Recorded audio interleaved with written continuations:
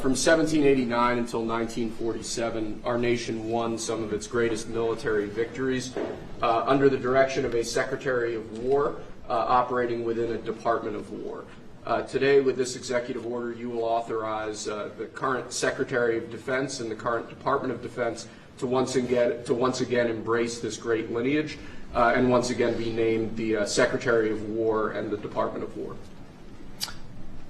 So this is something we thought long and hard about. We've been talking about it for months, Pete and I, and Dan. Dan came into the fold. By the way, a great general. He headed up the, I wouldn't call it an attack. I'd almost call that one maybe even more than an attack. What he did with Iran, you saw the success of that operation. It was perfect. In fact, this was sent to me by the great company that makes that particular B-2 bomber.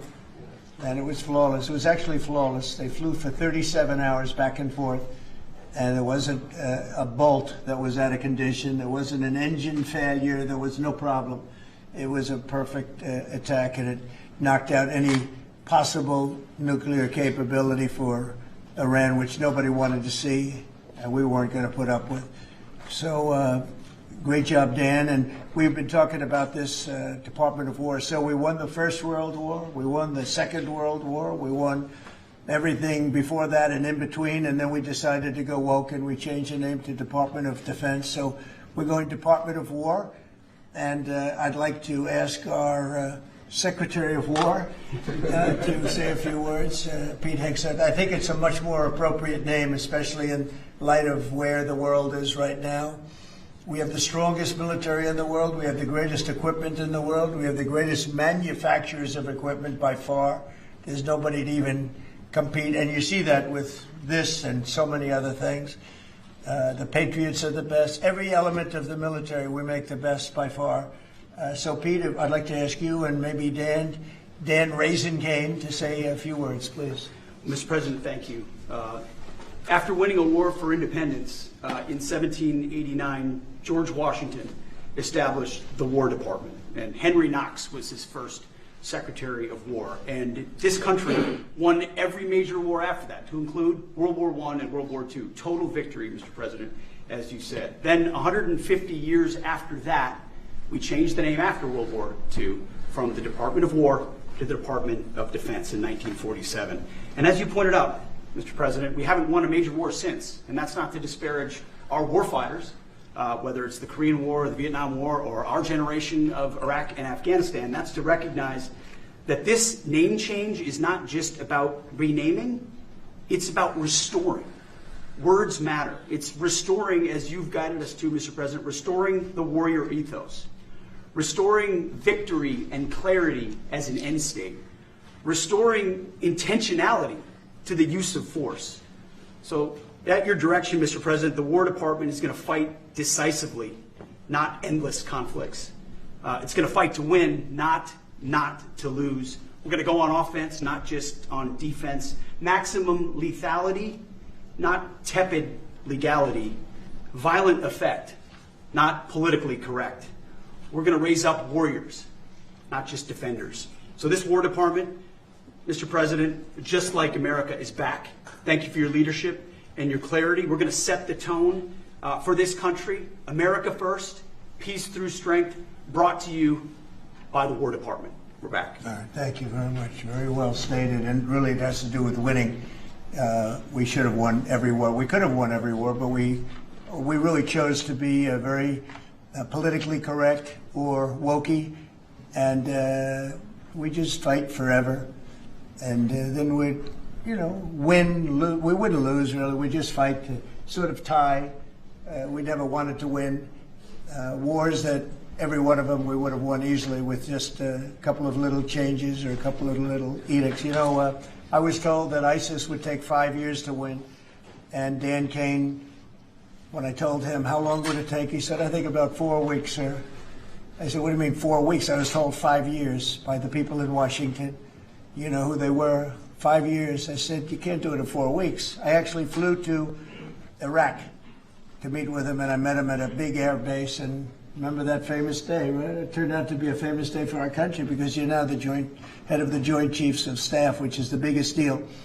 And he is because he did things that everybody said he couldn't do. So they said it was going to be 5 years, and he knocked them out in about 4 weeks total, 100%.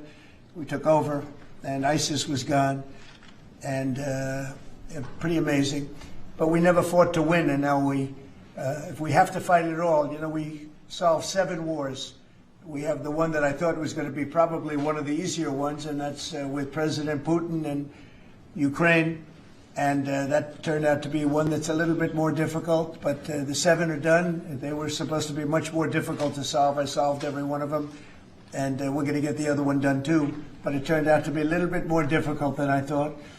And it'll get done or they'll be held to pay. But because they're losing 6 to 7, it used to be 5. I used to tell you 5. Now it's almost 7. I guess 7,000 people last week. 7,813 people, young soldiers, died. Russian and Ukrainian, not American soldiers. But it's a shame, and it's just, they're human lives, and I want to see it stop. But General Kane's done a fantastic job. And again, defeated ISIS, which they said would take a long time. And it didn't take a long time at all, and did other things that people said really couldn't happen. We have the greatest equipment in the world. We have the greatest soldiers in the world. Dan, say a few words, please. Yes, sir. Thank you, Mr. President. It's a true honor for me today to represent the incredible men and women of America's joint force.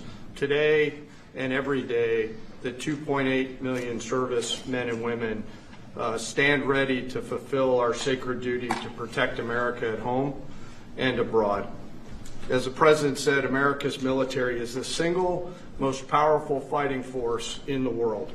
The mission you and the Secretary have given us is clear and unambiguous: to deliver peace through overwhelming strength.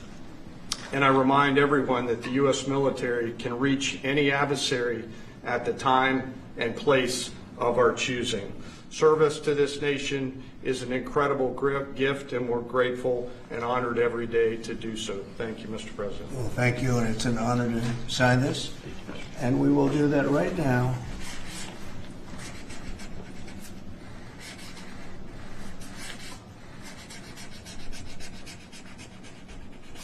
I think that's a big one, I'll be honest.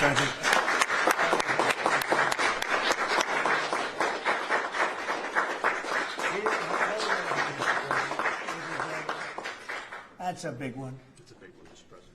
Do you have any questions on this subject? We're going to be discussing the G20 in a couple of minutes, but yes, please. Mr. President, what gave you the idea for this rebrand? And a question for you, the newly minted Secretary of War.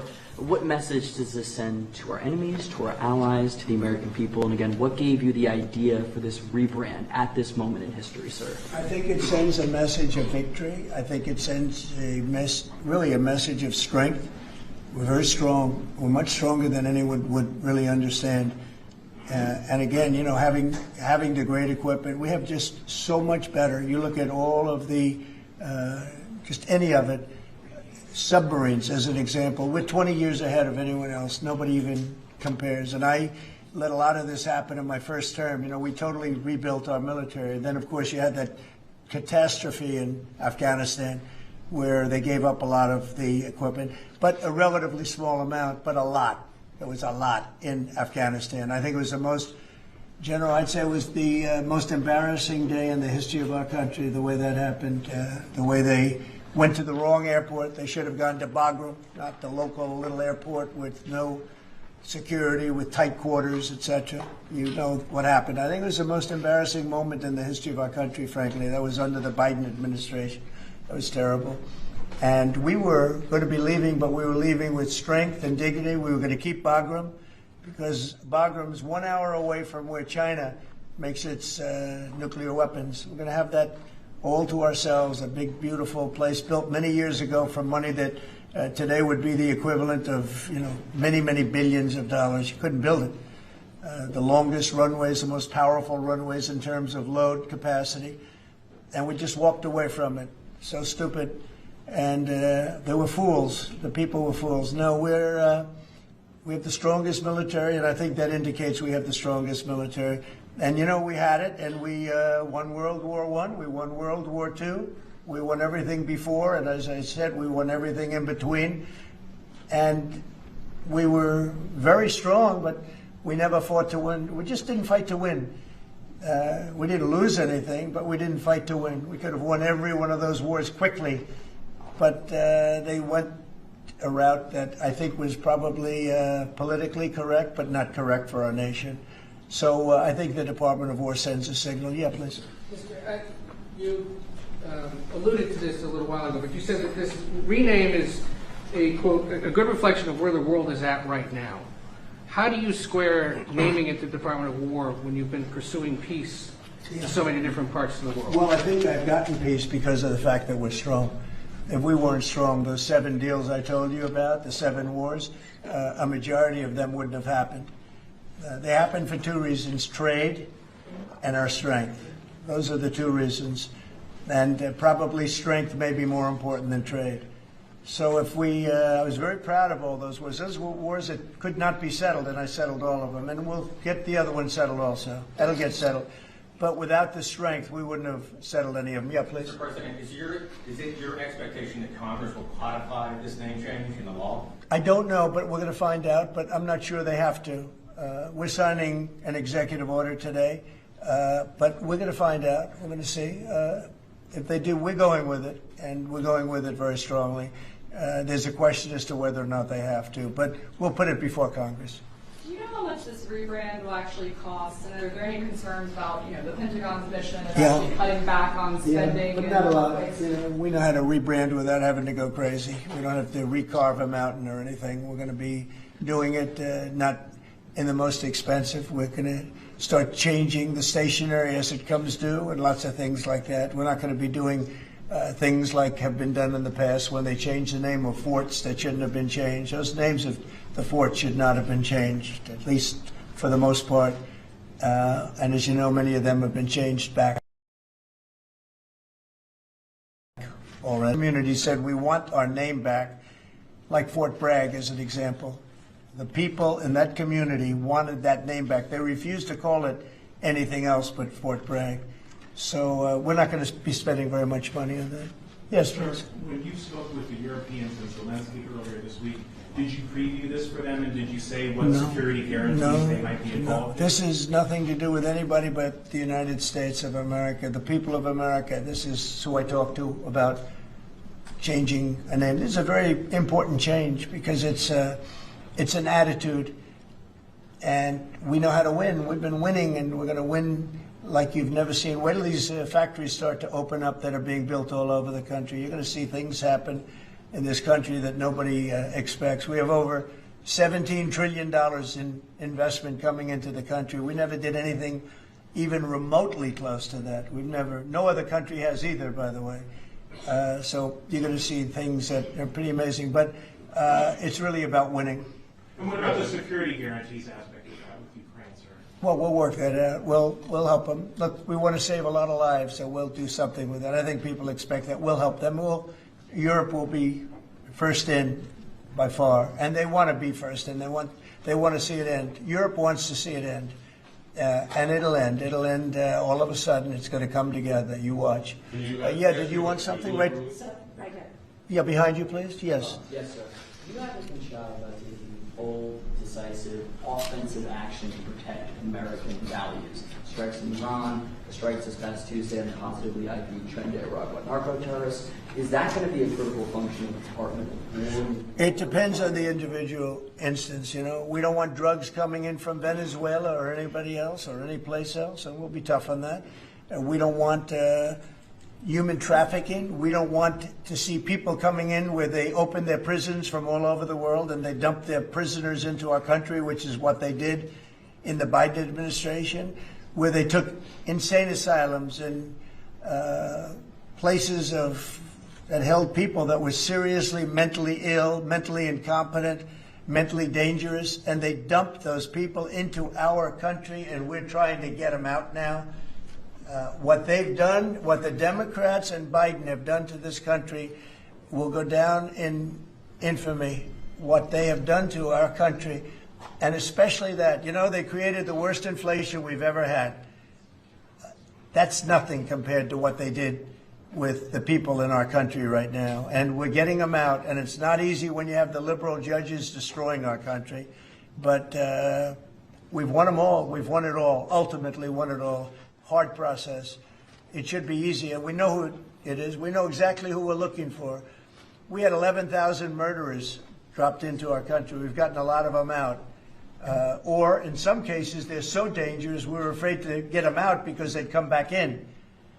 But for the last 120 days, 0 people came in. Can you imagine? This is me speaking, but these are figures developed by, they say, a pretty liberal group of people. They admit that 0 people came into our country. Think of that. A year ago, it was millions of people were coming in. Millions. They were coming in. You could look at them and you could say, big trouble. And that's what we have in our country. But we're getting them out, and despite that, we're doing really well. Yeah, please, Brian. Comment on recruitment levels across the military. Yeah. Well, the recruitment's the most exciting thing. So when I was campaigning for the office, numbers were coming out that the recruitment numbers, generally, you could speak to it better than anybody, the recruitment into the military, all branches of the military, and police and firemen and everything else. Anything having to do with like a public service, the numbers were horrible, record-setting bad. And now they're record-setting good. We're setting every record every month for recruitment. We're packed in the Army, Navy, Air Force, Marines, Coast Guard. My beautiful I love Space Command. I love Space. I see Space Command, but Space Force has been. We've got a waiting list of people wanting to go in. A year ago, especially a year and a half ago, you know, when I took the lead in the polls, which was very early, it really helped with the recruiting. And when I won from November 5th on, it's been amazing. And over the last 4 or 5 months, we're just packed. It was very hard to get police officers. Now the departments are loaded up. Everyone wants to be a policeman or woman. So it's been a great thing. General, do you want to talk about that? Sure. As you said, serving our nation is an incredible gift that we give, and the reward on that gift pays back exponentially year over year. And I think the young people of America are seeing the importance of service, and whether it's in any of our armed services or in local police, fire, or rescue, service is an important thing that I personally encourage, and I know everyone else in government service sees that same reward. And Peter, on recruitment? I was down at Fort Benning, the newly properly renamed Fort Benning, yesterday, watching Army basic training, and they're so full they can't barely handle the throughput. It is truly historic across all the services, as you said. It's been a surge into the, I was going to say the Defense Department, but I will say the War Department, and that you might almost call it a vibe shift. An attitude shift, a feeling that the country is back, that service is back. And there were military families last year, Mr. President, that said, I don't know if I can recommend, I mean, I wrote a book on this. I don't know if I can recommend service to my son or daughter, given what's been done to our military. You heard it over and over and over again. And I hear from those same military families right now, sir, and they're saying, I recommend to my kids that they go into this department, this Pentagon, under this commander-in-chief, who they know you'll have their back, and they want to serve. So it is historic, and it's the biggest reflection of how motivated Americans are by your leadership, sir. You know, really, it's nothing more than spirit, love for the country. I guess the esprit de corps, as they say, you have more of that than we've had maybe ever, frankly.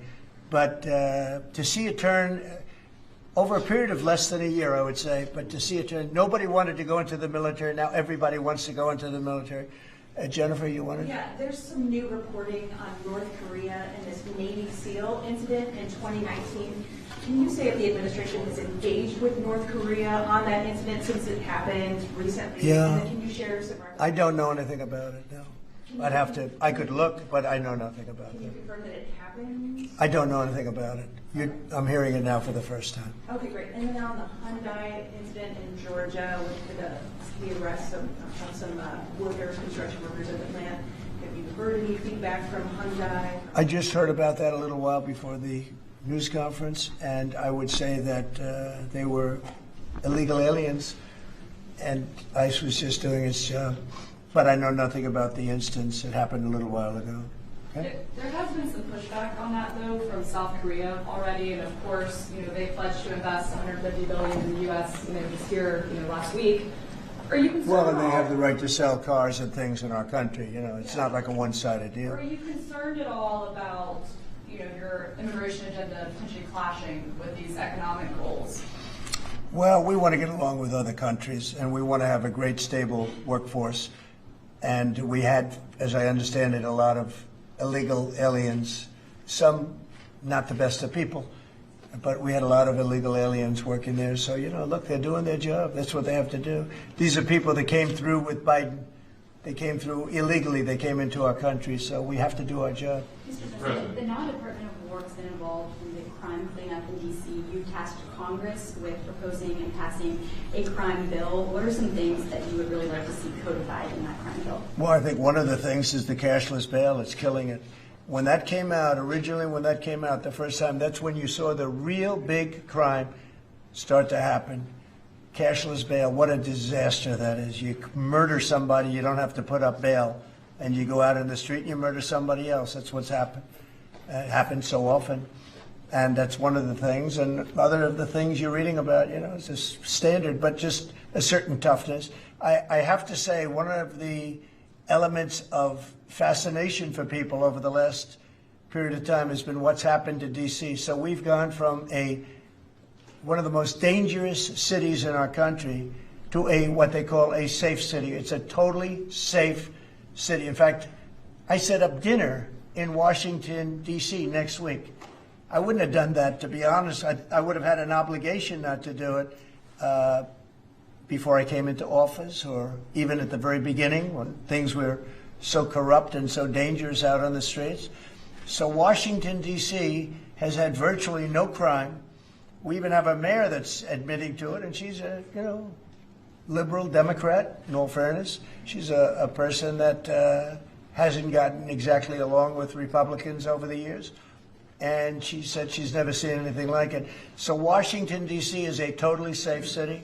We have virtually no crime.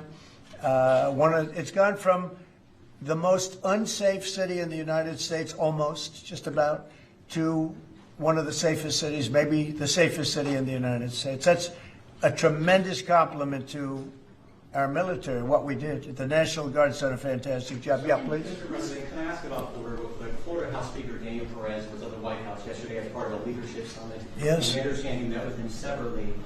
Mr. President, what did you talk about? And also, did you explore him running for Florida Attorney General? I didn't. We didn't talk about that, but he's done a fantastic job. He's respected all over the country, really. He's a leader, and he's done just a fantastic job. We didn't discuss anything having to do with his future. I'm sure he'd be very good at that. My second question, Alligator Alcatraz, sticking with Florida, a major ruling appeals court blocked the federal judge in order to close it, and it can remain open for now. Your reaction? I think they've done a fantastic job in building it, the governor and everybody else that's been involved. It's an incredible facility. It's housing people for usually a very short period of time before they get brought back to their countries. As you know, we focus on criminals before we focus on anybody else, and we're taking thousands and thousands of criminals out every month out of our country, some of them murderers.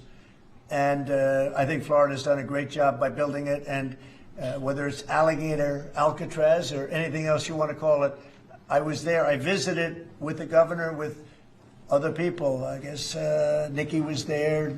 Tom Homan's been there a lot. A lot of people have been there. It's an amazing facility for what it is. It's not a hotel. It's not supposed to be a hotel, but they've done a great job with it. And I'm very happy with the judge's decision. You also mentioned Venezuela. I want to ask one more follow-up question on that. On the U.S. strike on the boat tied to a Venezuelan drug cartel, the Maduro regime is pushing back today. In fact, they say the U.S. seeks regime change through military threat. Your reaction to those words, and also, would you like to see regime change in Venezuela? Well, we're not talking about that, but we are talking about the fact that you had an election which was a very strange election, to put it mildly. I'm being very nice when I say that. I can only say that billions of dollars of drugs are pouring into our country from Venezuela. The prisons of Venezuela have been opened up to our country. They've taken their prisoners, the worst prisoners, murderers, Tren de Aragua, The worst prisoners that you can ever imagine are now happily living in the United States of America. Now, many of them we've gotten out. It's not easy to get them out because of the liberal system that we're working with in many cases, not in all cases. But millions and millions of dollars and billions of dollars of drugs are pouring out of Venezuela and other countries. Look, China, what they're doing with fentanyl is a terrible thing. It comes through Canada and it comes through Mexico, but a lot of it's coming through Venezuela. Venezuela's been a very bad actor, and we understand that. And when you look at that boat, you see the bags of whatever it is there. Those bags were, you know what those bags represent? Hundreds of thousands of dead people in the United States. That's what they represent. Yeah, please. Mr. President, your reaction to the jobs report this morning? Well, I'm going to talk about that in a minute. We have our great people here, so I'll talk that in a minute. Let's talk about this. We'll give a couple of because these two people want to get to work on the Department of War. So let's keep them first. Yeah? Mr. President, the DOJ is reportedly considering a ban on transgender people owning guns after the Minneapolis shooting. Do you think Are we talking in the military? in general? Okay, I thought you were talking about in the military. Already I'll refer to that then differently. Because it's not a military question, I'll be able to pass on that very nicely unless you'd like to talk about it. No, Pete doesn't want any part of that question. Yes, please. Mr. President, who do you blame for losing India to China? In your post earlier today in the morning, you did put that out. I don't think we have. I've been very disappointed that India would be buying so much oil, as you know, from Russia. And I let them know that. We put a very big tariff on India, 50% tariff, very high tariff. I get along very well with Modi, as you know. He's great. He was here a couple of months ago. In fact, we went to the Rose Garden, and the grass was so soaking wet. It was such a terrible place to have a news conference. I said, well, let's use a beautiful white stone emblematic of the White House, okay? And it's been very well received. But we had a news conference on the grass. That was my last news conference I had on the grass because everybody sunk in. You probably sunk in. Every reporter out there, they ruined their shoes. We made that change. It's been a really well-received change. Yeah, please go ahead. On Venezuela, you've sent F-35s down to Puerto Rico. You've sent naval vessels into the Caribbean. You're concerned about drugs being illegally sent into the United States. How do you describe this buildup, this situation? Well, I just think it's strong. We're strong on drugs. We don't want drugs killing our people. I believe we lost 300,000. You know, they always say 95, 100,000. I believe they've been saying that for 20 years. I believe we lost 300,000 people last year. I know families that lost their son. Those families will never be the same. I know a family lost a daughter, a beautiful daughter. In fact, it was like she took something that she thought was like a minor deal, and it turned out to be riddled out with fentanyl, the size of the head of a pin, and you're dead. And no, we're stopping the drugs. We're going to save a lot of people. Look, whether it's 100,000, but it's not. It's 350,000 people died last year from drugs. And we're not going to let that happen to this country. Think of that. Think if you're in a war and you lose 300,000. We'll lose 600,000 in the pretty much between Gettysburg and all of that, the Civil War, we lost, 600,000. So we're losing half of that every year to drugs. We're not going to do it. We're not going to allow it to happen. You think of the wars. If we lost 600,000 people in a war, but we lose that every 2 years, more than that. So it's 300 to 350,000 people. And when I see boats coming in, like loaded up the other day with all sorts of drugs, probably fentanyl mostly, but all sorts of drugs, and we're going to take them out. And if people want to have fun going on the high seas or the low seas, they're going to be in trouble. I will tell you, boat traffic is substantially down in the area that happened. And they called it the runway. It's a runway to the United States. And boat traffic is very substantially down on the runway. You can imagine why. I think anybody that saw that is going to say, I'll take a pass. I don't even know about fishermen. They may say, I'm not getting on the boat. I'm not going to take a chance. What happens if Venezuela flies jets over U.S. naval vessels again? Well, I would say they're going to be in trouble. We'll let them know about that. We heard that happen, but it wasn't really over. not like they described. But I would say, General, if they do that, you have a choice of doing anything you want, okay? If they fly in a dangerous position, I would say that you can, you or your captains can make the decision as to what they want to do, all right? Sure. How close did they get? We have one more. You said they didn't go over. Say it? How close did they get? You said the planes didn't. Well, I don't want to talk about that, but if they do put us in a dangerous position, they'll be shot down. Thank you very much, everybody. So we're going to now cover the G20, and I'm going to let these people go back to the Department of War and figure out how to maintain peace. Okay? Thank you, Mr. Thank you very much. Thank you. Congratulations, General. Thank you very much. Appreciate it. Great job.